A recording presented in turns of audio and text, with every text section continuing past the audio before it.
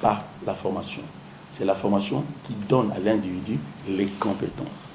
Et une fois qu'on a les compétences, on peut donc faire avancer sa nation par ce dont on peut donner comme prestation. On va poser une question ici. Comme ça, mais c'est que nous ramenons, on a étudié de fond en comble notre système éducatif, qu'on ne peut pas tout dévoiler ici. Nous donnons le résumé de notre lutte, de notre vision, et nous allons continuer, comme je l'ai dit, ce sont là nos apports, révéler les différentes failles, les différents éléments qui démontrent que notre système éducatif mérite d'être reformé et changé pour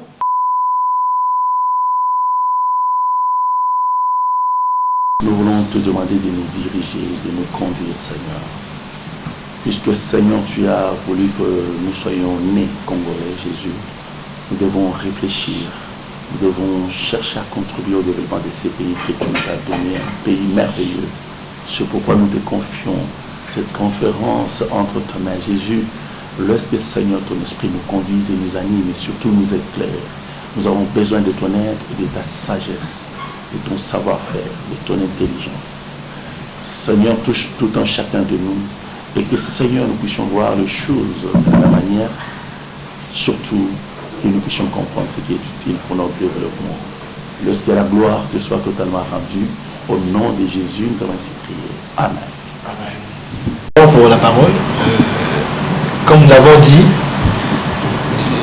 déjà par les invitations, que notre activité d'aujourd'hui est beaucoup plus à caractère scientifique. Est-ce que nous ne pouvons pas rester taciturnes, rester sans mots pendant que notre pays, la République démocratique du Congo, qui est, j'aime toujours le dire, un bien commun, notre patrimoine que Dieu nous a légué, nous ne pouvons pas seulement laisser la charge aux autorités du pays de tout faire, mais nous aussi, comme étant de fils de ces pays, nous devons réfléchir, apporter aussi notre pierre de contribution dans tout ce qui se passe au niveau national. L'objectif ici est de rayonner notre pays, la RDC. Nous nous sommes posé plusieurs questions avant de nous lancer dans ces activités, parce que c'est la première. Nous aurons beaucoup d'activités et d'autres qui seront peut-être mieux élaborées que celle-ci. L'objectif ici est de nous poser des questions sur le développement de la RDC.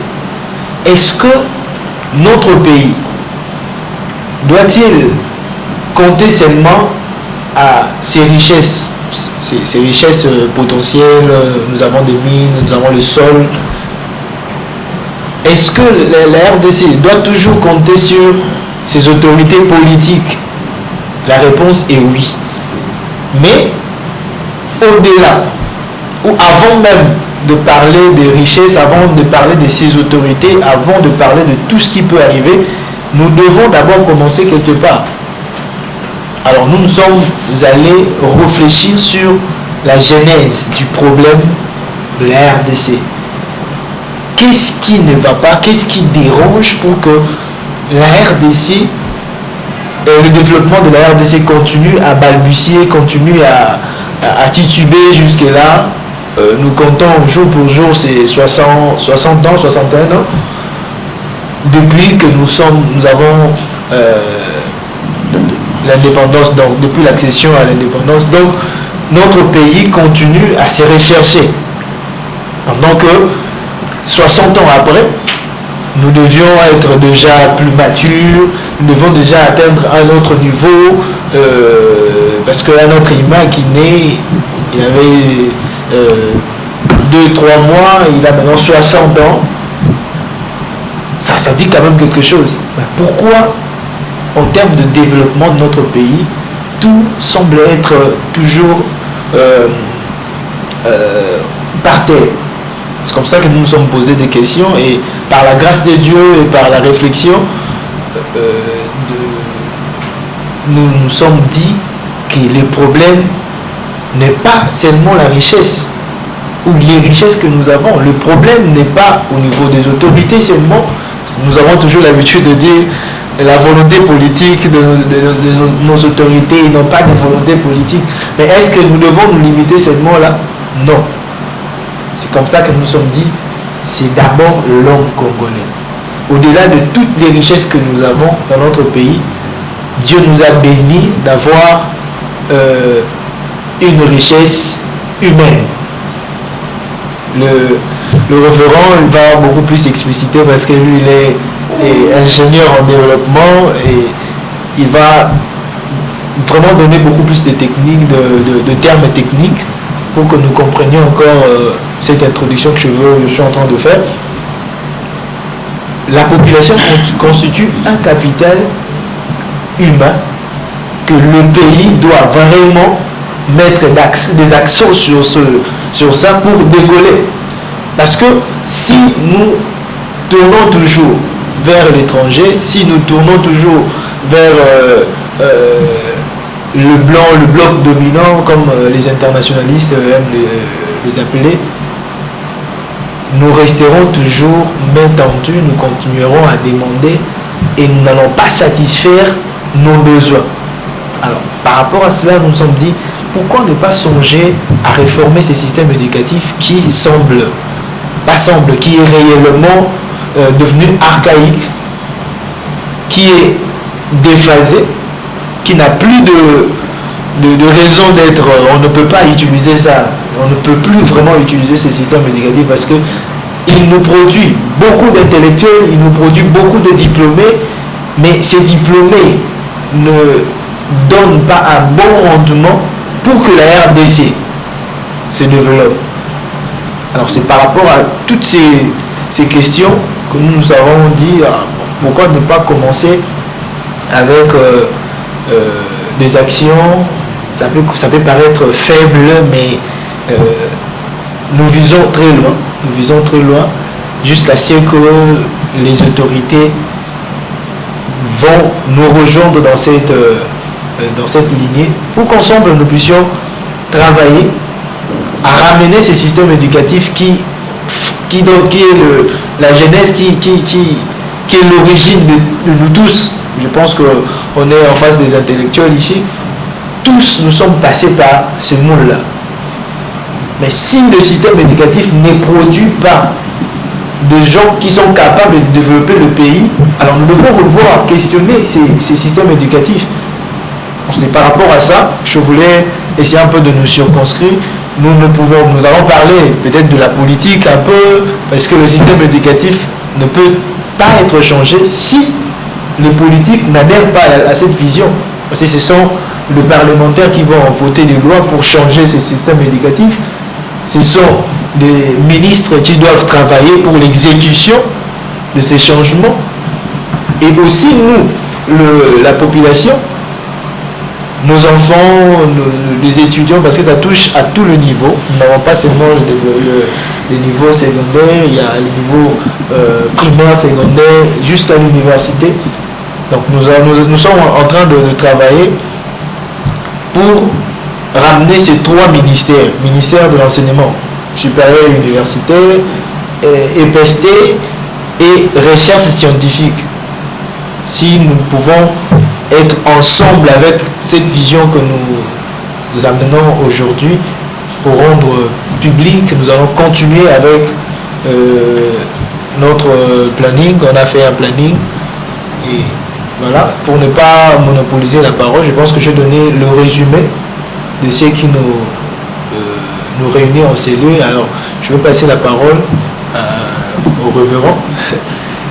Souffrez que nous l'appelons révérend, des fois ingénieur, parce qu'il est dans toutes ces casquettes-là. C'est lui qui va exposer un peu ce que nous avons essayé de concocter, de préparer pour vous. Merci beaucoup.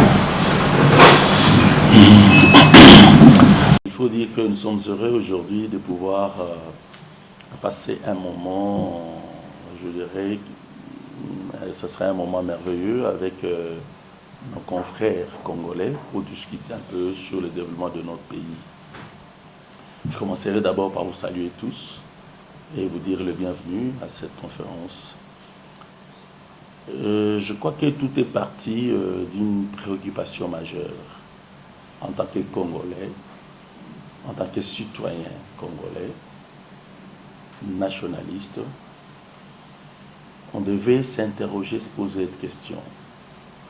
Et notre préoccupation a tourné autour d'une grande question et d'une grande interrogation. Cette interrogation est traduite en termes de paradoxe entre les potentialités que présente notre pays, la RDC, dans tout le domaine presque, et de voir de l'autre côté une population très pauvre. Et ces paradoxes est cité presque tous les jours dans notre pays, dans les discours de plusieurs Congolais, les hommes politiques, je sais pas, le simple citoyen. C'est la question qui préoccupe presque tout le monde. Et nous, en qualité d'ingénieurs de développement, comme on nous appelle sous d'autres cieux, ou des techniciens de développement, on s'est dit, on doit réfléchir un peu pour voir ce qu'on peut apporter en termes de contribution afin de faire avancer les choses. Nous voulons donc contribuer à illuminer un peu ces paradoxes d'entre un pays au potentiel extraordinaire, mais avec une population pauvre. Voilà donc ce qui nous a poussé, n'est-ce pas, aujourd'hui à développer cette réflexion. Et au travers cette émission ou cette conférence, nous voulons donc apporter un guide de réformes sur le développement éducatif, que nous souhaitons un développement, un système plutôt porteur du développement. Donc je dirais, parmi les causes, lorsqu'on a analysé plutôt le problème de notre pays, les problèmes qui freinent le développement de notre pays, on a trouvé qu'il y avait le problème aussi du système d'éducation. Il y avait la faiblesse donc du système éducatif qui pourrait également être parmi les causes majeures qui empêchent le décollage de notre pays et par là du développement de notre pays. Il y a un penseur qui avait dit que lorsque tu veux détruire un pays, tu dois commencer par détruire son système éducatif. Celui-là, il avait bien compris qu'en fait, le pays, la manière de vivre, la manière de se développer, dépend de l'éducation qu'on doit donner à la population. Donc c'est pourquoi il est important qu'on parle du système éducatif par rapport au développement. Par là, je voulais dire, il y a un lien majeur entre l'éducation nationale et les développements. On ne peut pas parler du développement sans parler de l'éducation. Commençons peut-être par définir les concepts.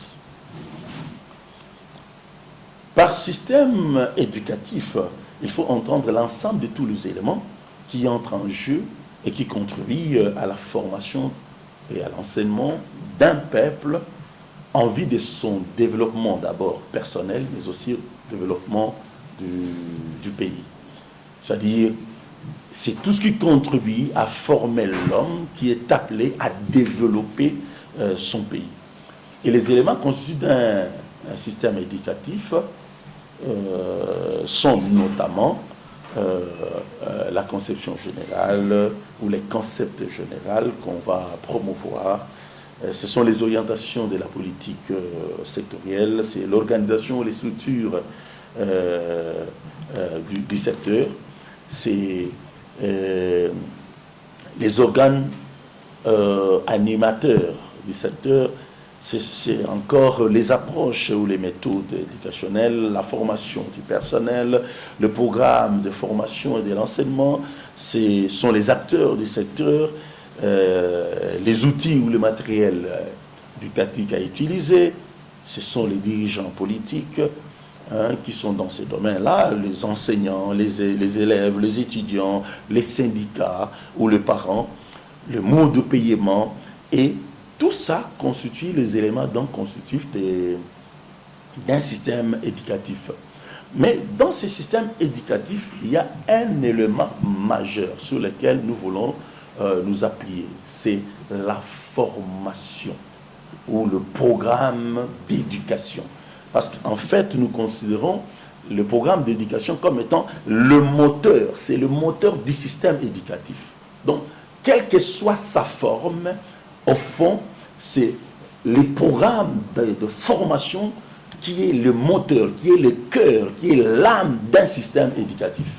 C'est-à-dire, lorsque nous parlons du système éducatif, il faut entendre autrement quoi, dans notre entendement, nous pensons également au programme de formation qui doit être donné à la population. Et par développement, il faut entendre l'amélioration de la qualité de vie d'un individu ou d'un peuple, très brièvement. Et pourquoi s'intéresser donc à l'éducation, au système éducatif plutôt, face au développement? Puisque il est démontré scientifiquement qu'il y a une causalité de la relation entre éducation, productivité et développement socio-économique de la population. Autrement, il y a un lien très considérable entre l'éducation et le développement du pays. Donc, lorsqu'aujourd'hui nous réfléchissons au développement du pays, on doit avant tout réfléchir système éducatif. Je poursuis, vous allez comprendre pourquoi j'insiste là-dessus. Vous devez savoir que le développement est fait par l'homme et pour l'homme. C'est-à-dire l'homme est lui-même l'acteur de son propre développement. En technique de développement, c'est reconnu. L'homme est l'acteur de son propre développement. D'où le développement passe par l'homme et pour l'homme. En ce moment, l'homme est donc le facteur principal dans le processus du développement d'un pays. C'est l'élément remarquable. Et ici, je voudrais rappeler à ceux qui le connaissaient déjà que lorsqu'on parle du développement, il y a ce qu'on appelle les facteurs de production ou du développement. Parmi les facteurs, nous avons la nature, nous avons les capitaux, nous avons également l'homme. Et aujourd'hui, on peut peut-être associer l'innovation technologique. Mais traditionnellement ou classiquement, il y a les trois. Il y a la nature, il y a l'homme et puis il y a les capitaux. C'est-à-dire, le développement doit passer par ces trois éléments. C'est un processus à trois angles. Mais de tous ces trois angles, c'est l'homme qui est l'acteur principal. Comme nous avons dit, le développement est fait par l'homme et pour l'homme. C'est-à-dire c'est l'homme qui doit utiliser la nature et c'est l'homme qui doit utiliser également les capitaux. Les capitaux en soi ne peuvent pas s'utiliser. La nature ne peut pas s'utiliser. Mais c'est l'homme qui doit utiliser la nature comme les capitaux. Alors, je voudrais ici souligner quelque chose. Lorsque nous parlons de l'homme, c'est-à-dire nous parlons de la population. C'est pourquoi je crois, M. Jancy, dans son introduction, a dit, c'est un capital. OK? Vous allez voir aujourd'hui dans les stratégies, dans la planification stratégique de développement, même en commerce international, on pense à la population. la Chine joue, par exemple, avec sa population, le nombre de sa population. Il dit, si je peux produire et vendre, par exemple, $1, il sait que je peux vendre à des milliers de gens, des milliards de personnes près. Chez nous, nous avons aussi près de 70 ou 80, n'est-ce pas, millions de gens qui existent, qui vivent au Congo. C'est-à-dire, c'est déjà une richesse. Mais écoutez, en termes de développement, nous ne devons pas voir les nombres, c'est-à-dire le 70 millions ou les 80 millions de Congolais, comme étant réellement un capital humain. C'est-à-dire, en ce moment-là, nous pouvons juste parler d'un peuple. OK? Mais de ces peuples, les Congo doivent réussir à dégager ce qu'on appelle un capital humain. Le pays se développe avec le capital humain. Qu'est-ce que le capital humain? Il y a un certain économiste, Gary Becker, qui avait dit le capital humain, c'est un stock de ressources productives incorporées aux individus. C'est-à-dire à l'individu, à la personne, il y a des ressources qu'on doit lui rajouter pour qu'il soit utile à la nation. Et parmi ces ressources, il y a le niveau de formation, son expérience professionnelle, son état de santé ou ses connaissances du système économique. Bref, du capital humain, voyons la formation que cette population peut avoir afin de contribuer au développement de son pays. Par là, vous pouvez donc comprendre que ce n'est pas tout Congolais qui pourrait être considéré comme faisant partie de ce capital humain.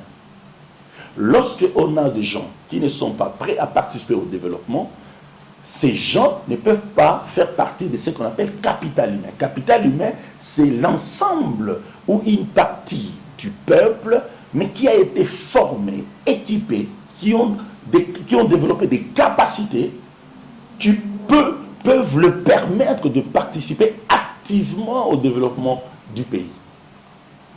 Autrement, d'un côté, on peut retrouver ce dont j'appelle des gens qui sont congolais, mais qui économiquement ou stratégiquement ne sont pas utiles pour le Congo, puisqu'ils sont incapables de contribuer au pays. En ce moment-là, nous avons donc des gens qui sont devenus des charges pour le gouvernement. OK? C'est comme ça que le gouvernement doit réfléchir pour transformer ces gens qui peuvent constituer des charges pour lui. Parce qu'il faut les nourrir, il faut les revêtir, il faut les loger, il faut les organiser, il faut rassurer leur transport, il faut faire toutes ces choses. C'est beaucoup d'argent pour l'État. À la place de les laisser comme ça et de laisser une population incapable d'émerger, je crois que l'État doit chercher à s'occuper de ces gens-là afin de les transformer en capital humain. D'ailleurs, c'est l'une des raisons qui a fait qu'à l'international, OK, avec le système des Nations Unies, qu'on puisse recommander à ce que l'enseignement au niveau primaire soit gratuit. C'est une recommandation d'abord des Nations Unies, où notre pays, par les présidents Tshisekedi, qui a compris, a vite adhéré. Pourquoi? Parce qu'une population qui n'est pas éduquée constitue déjà un frein au développement du pays. Vous imaginez quelqu'un qui ne comprend rien, il n'a pas les notions, je ne sais pas, du bien commun. C'est-à-dire, c'est un sauvage qui vit. Il jette ses papiers partout où il se trouverait, il fait tout ce qu'il veut, il n'a pas une formation. Et il constitue un obstacle au développement. Lorsque vous direz, par exemple, nous allons tous porter les masques, celui-là, ça ne dit absolument rien. Je ne vais pas citer certains coins ici à Kinshasa où les gens ignorent carrément que les Covid-19 existent. Vous voyez? Donc, c'est déjà un problème. Pourquoi? Parce que la plupart de ces gens ne sont même pas passés à l'école. Vous voyez? C'est pourquoi l'éducation de la population est très utile. Cette éducation dont je parle ici, c'est la formation intellectuelle. C'est cette formation qui va faire que la population devienne utile au pays et devient un élément, un facteur, un élément de développement, des agents de développement. Le pays doit faire de tout le monde un agent de développement. Et pour faire de tout le monde un agent de développement, tout le monde doit étudier, doit passer par une formation. Ça, c'est déjà important. Mais quelle formation? C'est là le problème. Quelle formation? C'est là le problème. Donc ici, soulignons un peu l'importance de la formation. C'est donc la formation ou l'éducation qui permet au pays de dégager un capital humain. Le Congo doit avoir son capital humain. De 70 ou 80 millions du peuple congolais, nous avons quel pourcentage qu'on peut considérer comme capital humain? En fait, ce sont ceux qui vont travailler pour faire avancer les Congo. Ok? D'où l'éducation, c'est un investissement. C'est comme ça que le gouvernement doit voir les choses. Que je dois investir dans l'éducation, puisque en retour, cette population-là qui sera éduquée va me donner ce dont j'aurai besoin pour pouvoir faire ma politique. Lorsque nous observons les niveaux, par exemple, du budget, le pourcentage accordé à l'enseignement, on peut vite comprendre que beaucoup ne comprennent pas, ou soit ils comprennent, mais ils négligent. Je ne sais pas ce que je pourrais dire, mais on peut constater qu'il y a peu de pourcentage qui est accordé à l'éducation. Peut-être aujourd'hui, on peut constater que le pourcentage a un peu augmenté. Peut-être parce qu'on a un leadership éclairé. Mais dans les temps, c'était 2%, 1%. Comment on peut s'attendre à une population participative à son développement avec 2% par exemple du budget national? C'est compliqué. La preuve, je peux me permettre de dire que cet aspect, l'enseignement, a été beaucoup plus négligé. Je me souviens, il y a quelqu'un qui m'avait fait rire. Ça, c'est au temps de Mobutu. Ok? Au temps de Mobutu, quelqu'un dira, pendant qu'on était en train de préparer les nominations, il y avait un gouvernement qui devait sortir au temps de Mobutu. Alors, celui qui devait former, ou ceux qui formaient les gouvernements, ont trouvé un nom. Et pour blaguer un peu, ils ont dit, il y a un enseignement à Kendeko, le vice-premier ministre. Et lorsque, après ça, il y a des ministres d'État. Mais je ne sais pas si le ministre de l'enseignement fait partie des vices ou des ministres d'État. Mais je pense qu'il est juste ministre. Ça dit déjà quelque chose. Ça dit déjà quelque chose. Voyez, donc c'est comme si on continue à être inconscient du rôle et de l'importance de l'enseignement ou de la formation dans le processus de notre développement. Pourtant, l'éducation ou la formation affecte positivement la productivité. La preuve, la petite preuve, c'est quoi? Même dans des entreprises, on envoie des gens dans des formations. Aujourd'hui, on parle de renforcement des capacités. Tout ça traduit les besoins, n'est-ce pas, des connaissances. Parce qu'on s'est dit, si je veux gagner, même dans le business, je vais gagner beaucoup d'argent, je dois former mon personnel. Si je forme mon personnel, celui-là peut me permettre d'avoir beaucoup d'argent, d'augmenter ma productivité et par là, d'augmenter ma capacité ou mon pouvoir d'achat. L'éducation par là est donc importante dans le processus du développement. Mais qu'est-ce qu'on peut constater dans notre pays? C'est là où je porte personnellement 3 reproches à notre système éducatif. 3 reproches à notre système éducatif. Et si je rappelle, dans notre entendement, quand je parle de système éducatif, je pense beaucoup plus au cœur du système, qui est la formation ou l'enseignement. Ok. Qu'est-ce que nous reprochons? Et c'est ces 3 reproches qui, je pense, motivent aujourd'hui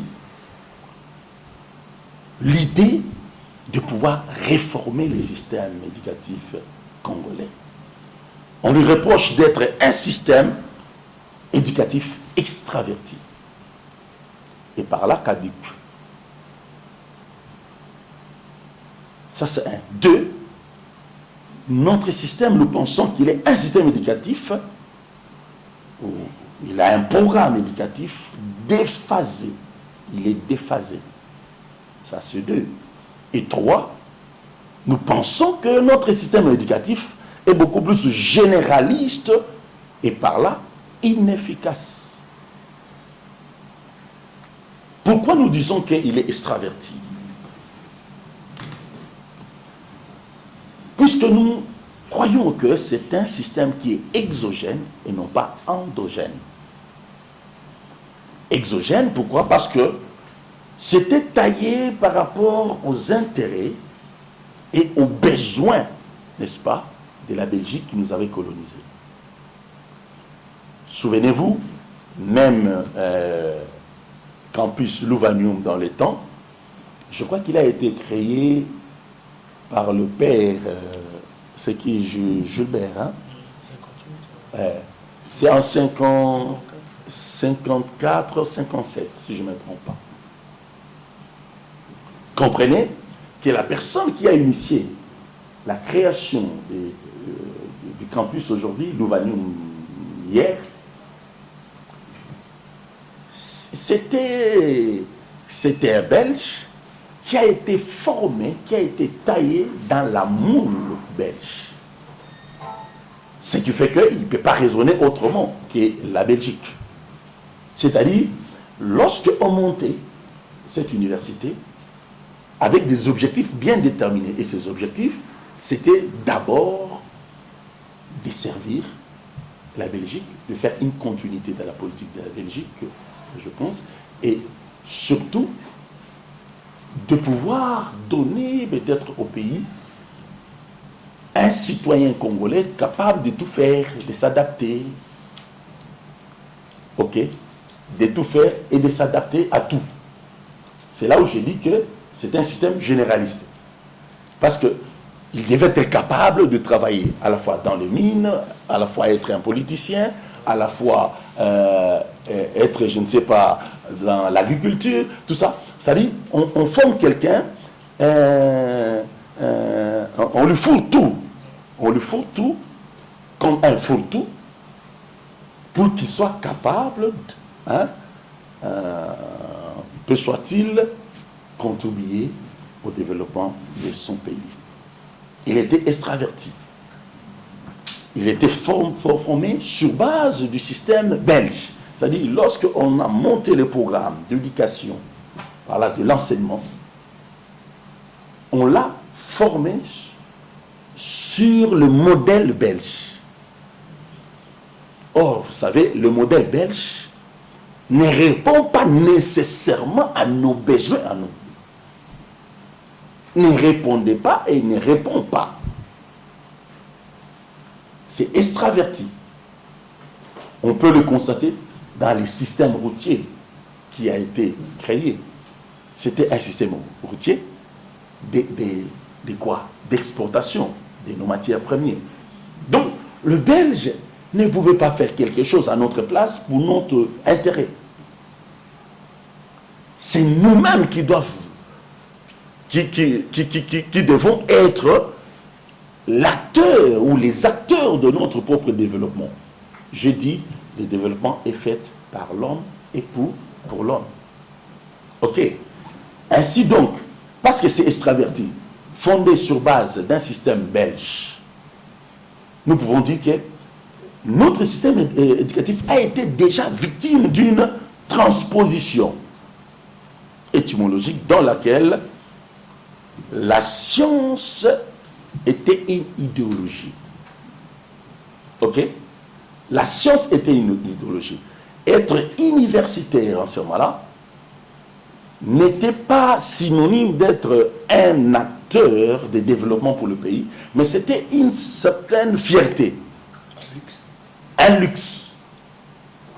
Et quand on avait un frère qui était à l'université, mais c'était une fierté dans les quartiers. Donc on ne voyait pas qu'il est formé pour venir contribuer au pays, mais pour un luxe, pour une fierté, fierté de la famille, fierté pour lui-même, et puis un élément pour lui permettre d'avoir une certaine position dans la société. Ok?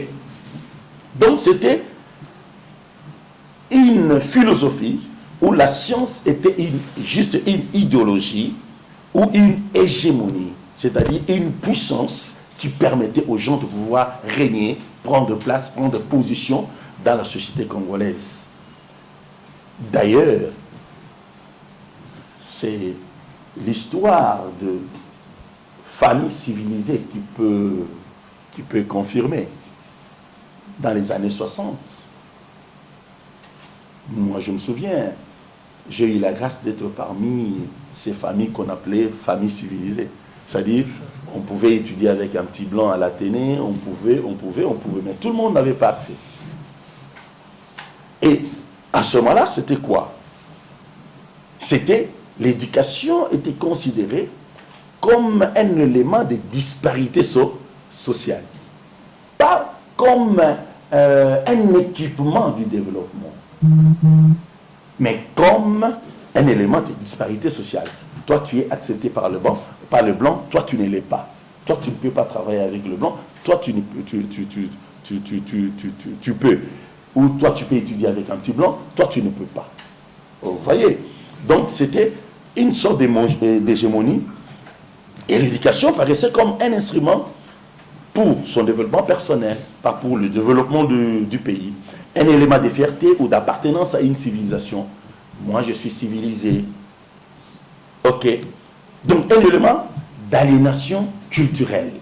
Il parle comme un blanc, il agit comme un blanc, il mange comme un blanc. Donc, l'éducation n'avait pas la même finalité qu'elle devait normalement avoir. L'éducation est censée produire des gens utiles qui contribuent au développement de son pays. Ok? Donc, un élément d'aliénation culturelle, de grandeur, un élément de grandeur, un élément de disparité sociale, comme je l'ai dit, au lieu d'être un outil de développement. Il est important qu'on puisse comprendre et savoir que l'éducation fait partie d'un outil important dans le processus du développement d'un pays. Si je dis il est extraverti, notre système, parce qu'il faut dire jusqu'à aujourd'hui, la base de notre système éducatif, la manière dont est organisée les choses, c'est toujours belge.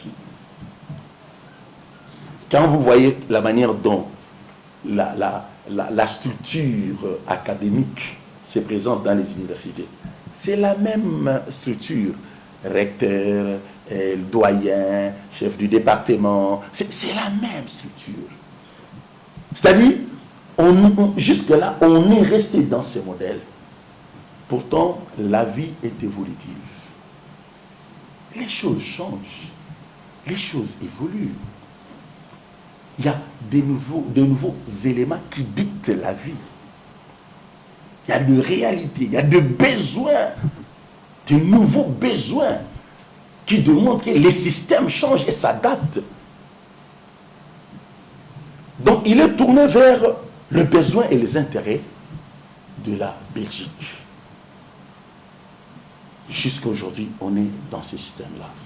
Il était calqué sur le modèle belge ou occidental, sans grand effort d'adaptation. C'était véritablement un outil de disparité. Voilà les éléments qui nous poussent pour dire un système extraverti et caduc, qui ne concorde pas avec les besoins actuels du développement. Deux, j'ai dit, un système éducatif ou un programme éducatif déphasé. Il est déphasé. Il n'est pas cohérent. Dans la gestion de projet, on dit que ça doit être smart. Parmi les éléments d'évaluation, par exemple, on parle de la cohérence, de la pertinence. Ce système n'est pas cohérent, il n'est pas du tout pertinent aujourd'hui. Il est déphasé. S'il est déphasé par rapport à quoi? Il est déphasé par rapport aux besoins de développement. Maintenant, je vais m'expliquer.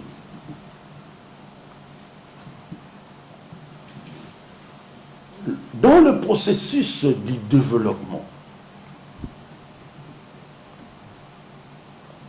j'avais dit ici qu'il y a trois facteurs. Il y a l'homme, il y a la nature, il y a les capitaux. Dieu est tellement amour qu'il a donné à chaque pays les éléments de base pour son développement. Et les éléments de base pour son développement, c'est d'abord et avant tout la nature. Les potentialités naturelles que Dieu accorde à chaque pays. Et nous, le Congo, RDC, nous sommes grandement bénis. Comme diraient certaines personnes, je n'aime pas répéter ces phrases, on dit c'est comme Dieu, tout ça, je n'aime pas. On en a tellement répété partout, tous les jours à la télé. Ce qui me préoccupe maintenant, c'est comment faire pour réellement développer notre pays. Au Congo, Dieu nous aime, il a déversé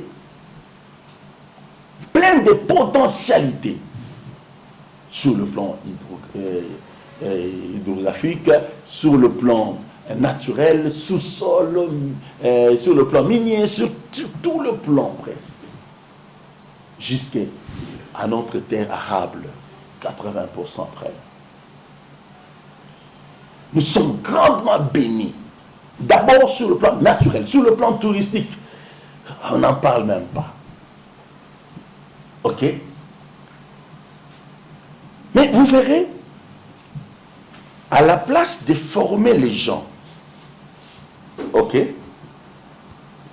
on peut constater dans la formation qu'il y a le paradoxe entre la formation et même les potentialités naturelles. Je donne un petit exemple. Avec l'histoire malheureux du volcan, l'éruption du volcan, volcanique bien sûr, de l'autre côté Goma et ailleurs, on a parlé des volcanologues. Hein. Je donne un petit exemple. Quelqu'un fait une école où il monte une université, mais dans les Bas-Congo, où il doit former les volcanologues. C'est comme ça qu'on les appelle. Hein? Les volcanologues. Volcanologues. Dis-moi, déjà par cette observation, et ça rime bien, où on devait les former? C'est là, de l'autre côté.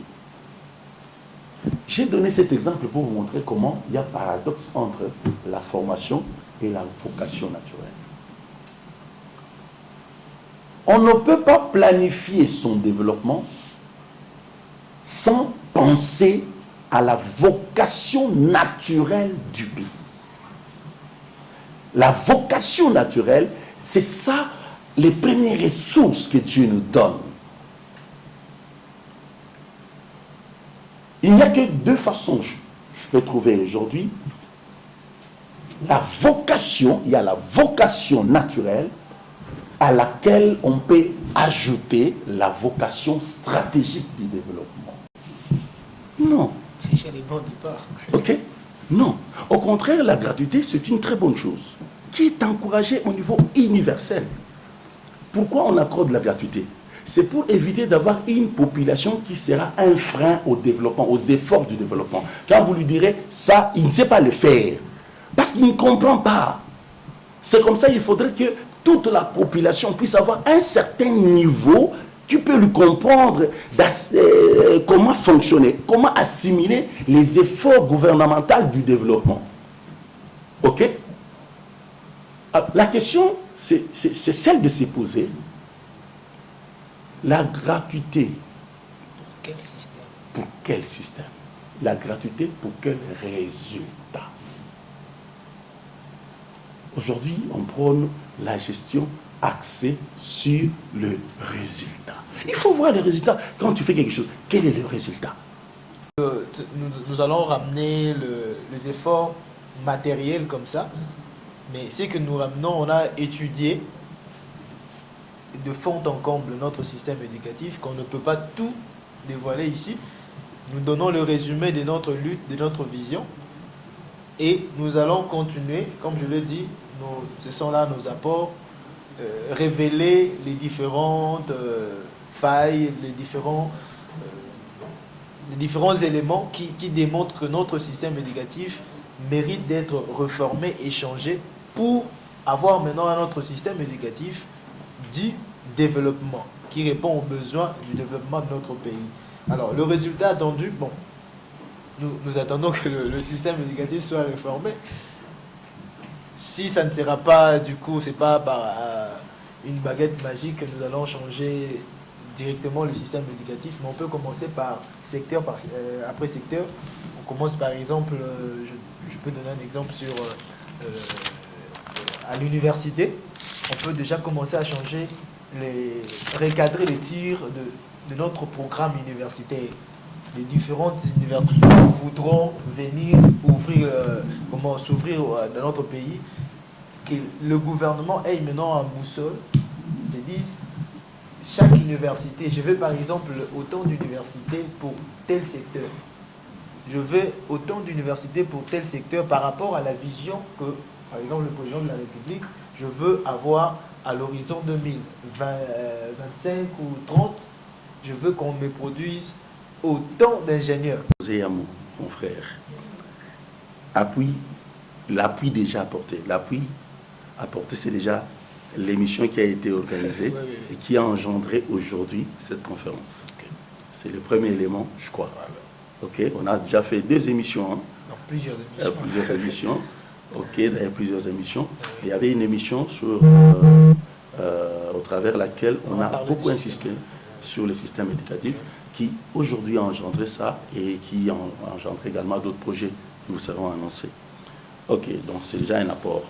Et le résultat, c'est le résultat d'avoir un système ou un programme éducatif du développement où le Congolais deviendra un acteur de son propre développement. Ok? C'est lui qui sera capable de transformer les potentiels naturels en richesse réelle. Voilà. Ça sera le résultat. Et ça, c'est possible. Après 5 ans, après 10 ans, si on réformait les programmes, on peut déjà avoir le produit, on peut avoir déjà le résultat palpable. Alors, je passe maintenant à mes questions. L'homme, c'est l'élément capable et principal dans le processus de développement. Vous avez dit, qu'est-ce que le capital humain? Je crois que vous l'avez dit ensemble avec Gary Becker, qui est un économiste, que le capital humain, je commence d'abord avec sa définition, et je vous dirai la mienne. Le capital humain, c'est stock des ressources productive. C'est-à-dire, c'est le stock de toutes les capacités, les compétences, la formation qu'on peut donner à une personne afin qu'il devienne véritablement un acteur de développement. C'est lui qui contribue au développement de son pays. Le capital, c'est celui-là, le capital humain. Un homme, un Congolais qui n'a pas de compétences, qui n'est pas capable d'apporter quelque chose à son pays. Ici, nous réfléchissons en termes de transformation, qui n'est pas capable de participer à la transformation des ressources naturelles en richesse, quelque part ne constitue pas. Parce que vous devez savoir, je n'ai pas dit c'est vrai, c'est seulement ça. Mais je suis dans les contextes où nous avons besoin de la transformation de nos ressources naturelles en richesse. De l'appui politique. C'est-à-dire, je ne veux pas le forcer de comprendre notre logique, mais je souhaite qu'il comprenne. C'est-à-dire, je souhaiterais avoir, ou nous souhaiterons avoir, des moments de partage avec les acteurs politiques. Puisqu'en fait, les décideurs, voilà. Dans le processus de développement, ils sont appelés décideurs. C'est-à-dire, ce sont eux qui peuvent cautionner une approche. Lorsqu'ils cautionnent l'approche, je crois, ensemble, on peut avancer. Il y a donc les autorités politiques, c'est-à-dire ceux qui sont dans la gestion de la cité, les ministres, le pouvoir exécutif, mais aussi les pouvoirs législatifs. S'ils comprenaient la nécessité de cette réforme, ils peuvent nous soutenir, on peut marcher ensemble. Voilà. Et tous les autres acteurs du système éducatif congolais. Parce qu'il faut dire, en dehors du programme éducatif, il y a des trucs qui sont bien, qui sont tout autour de ces programmes-là. Mais sauf on peut avoir une nouvelle structure, des organisations, des partenaires, on peut avoir, je ne sais pas, thèse pour faire avancer le système éducatif congolais. Mais on se pose toujours la question, toutes ces choses-là pour soutenir le programme éducatif. Voilà. Pas de manière explicite, mais on a déjà l'Église. Hein. C'est vrai, le principal message, c'est le message de l'Évangile. Mais aussi, il y a les cultes de jeunes, il y a des cultes de maman, il y a des cultes de papa. On essaie parfois de réfléchir sur certains thèmes. OK? Et parfois, dans les prédications, s'appuyant sur les Écritures, on développe également une réflexion dans ce sens-là. Par exemple, hier, je vous dirais, ça c'est un secret, à la maison, je fais l'éducation de la vie,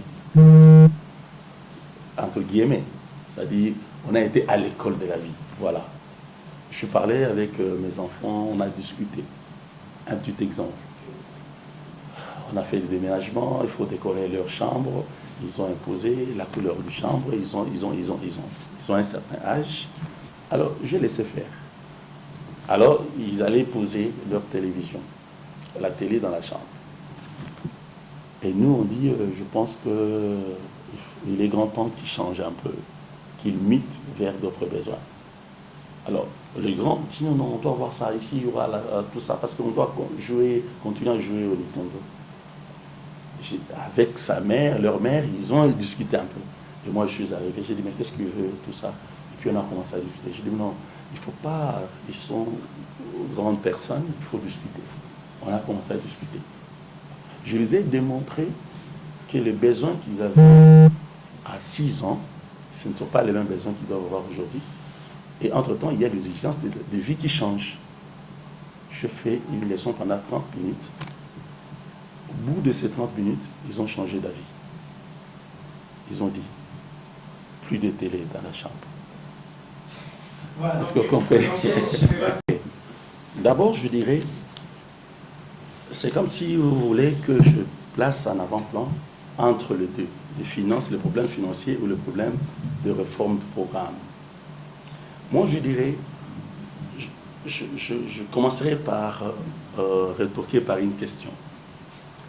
Si aujourd'hui, on soutient financièrement les corps enseignants qui est là aujourd'hui pour qu'ils donnent avec joie leur formation, leurs cours, autrement, qu'ils puissent livrer leur programme éducatif actuel. On leur donne beaucoup d'argent. Ça sera pour quel résultat? C'est-à-dire, on va les soutenir, on va leur donner beaucoup d'argent pour continuer à livrer au peuple congolais un système éducatif erroné et moins efficace. Et en passant, j'aimerais dire, j'ai essayé avec certains professeurs qu'on appelle monsieur à l'école primaire. Ah mais parce que tu n'es pas assez payé dans ce domaine, pourquoi tu ne changes pas de secteur? Ah non, tout ça. Il y a des gens qui le font, pas par argent, mais par passion. Et ces gens qui le font par passion, ils ont cette vocation. Ils supportent le bruit des enfants, ils sont à l'aise avec ces bruits-là. Mais néanmoins, financièrement, il faut le mettre à l'aise. C'est comme ça. Dans les systèmes éducatifs, il y a aussi les problèmes, il y a les questions financières. Il faut améliorer les conditions de vie de ces enseignants. Ça, je ne dis pas non. Mais moi, je dis, entre le finance, l'amélioration des conditions financières des enseignants et la formation, je trouve que c'est le programme qui est utile à être changé. S'il y aura des bénévoles, ok, des volontaires pour éduquer notre population, s'ils ont un programme éducatif efficace, tourné vers les besoins de notre pays, même s'ils ne sont pas payés aujourd'hui, demain ils vont produire des individus, des produits scientifiques utiles au développement de leur pays et ils vont en bénéficier. Parce que, je ne l'ai pas dit, vers la fin je parlais de richesses qui sera redistribuée valablement. Il y a là le problème de redistribution de richesses. Or, si nous formons bien le peuple, on peut un jour ou l'autre récupérer, bénéficier, n'est-ce pas, de cette formation d'une manière ou d'une autre, même de manière indirecte. Si ces gens-là travaillent, le pays a la capacité d'avoir des hôpitaux, des belles écoles, des centres de formation, de ceci ou de cela, ce qui peut contribuer à l'amélioration de la communauté congolaise. En ce moment-là, même ces gens-là, ça ne peut pas faire ces jours-là, mais ils peuvent se retrouver parce qu'il y aura des spécialistes de bonne qualité, parce qu'il y aura des spécialistes. Ok? Donc, voilà. Les éléments de cette réforme. L'élément ou les éléments de cette réforme que nous souhaitons, c'est d'abord le programme, en premier lieu. C'est le cœur d'un système éducatif. Tout ce qui tourne autour du programme, ce n'est que les animateurs, les éléments de faisabilité. C'est comme quelqu'un qui dit, je vais préparer aujourd'hui un poulet. Mais quand on prépare le poulet, les dames sont là. Il y a les ingrédients qui participent. Mais qu'est-ce qu'on dit? Il a préparé un poulet. Mais dans ce poulet, il y a l'huile, il y a les tomates, il y a le piment, il y a le ceci, il y a le sel, il y a tout ça. Et tout ça compose ce qu'on appelle le poulet. Et lorsque nous parlons du système éducatif, donc le système éducatif en soi, c'est le programme éducatif qui est mis en place. Puisque ce programme doit avoir une finalité. La finalité, c'est de produire des individus qui sont utiles pour contribuer au développement de leur pays. Quand on forme quelqu'un qui n'est pas capable de contribuer à son pays, ou on ne l'a pas formé dans le besoin du pays, c'est-à-dire on l'a formé pour d'autres besoins ailleurs. C'est là où il y a reconduction maintenant de besoins. C'est là où aujourd'hui on parle de quoi il y a un terme là, il faut réorienter encore la formation. Il y a un terme qui m'échappe, qui arrivera. Vous voyez? Donc, c'est ça. Aujourd'hui, on parle de renforcement des capacités, on parle de l'entrepreneuriat. En fait, ce sont des mécanismes de récupération des ratés. Il y a des gens qui ont carrément raté leur destinée, ils comprennent, non, moi j'ai mon diplôme, mais je finis par avoir le boulot. Qu'est-ce que je vais faire? Je vais me reconduire dans un autre domaine. Tu vois, il passe maintenant dans un autre domaine, là où il va encore se former et qu'on sort. Ça me rappelle un peu le débat d'entre Sarkozy et celui qui est venu après, c'est qui? Hollande. Vous voyez, Hollande, je ne vais pas entrer dans le détail, mais vous allez voir qu'il y avait beaucoup plus de démagogie. Il n'y avait pas de choses qui étaient réelles. La séance de questions-réponses. Donc, je vous renvoie à l'ascenseur. Merci. Ah, on peut seulement dire merci. Je ne sais pas si le reverend a un mot à dire, mais tout ce que nous pouvons dire, c'est merci de nous avoir accompagnés pour cet exercice scientifique.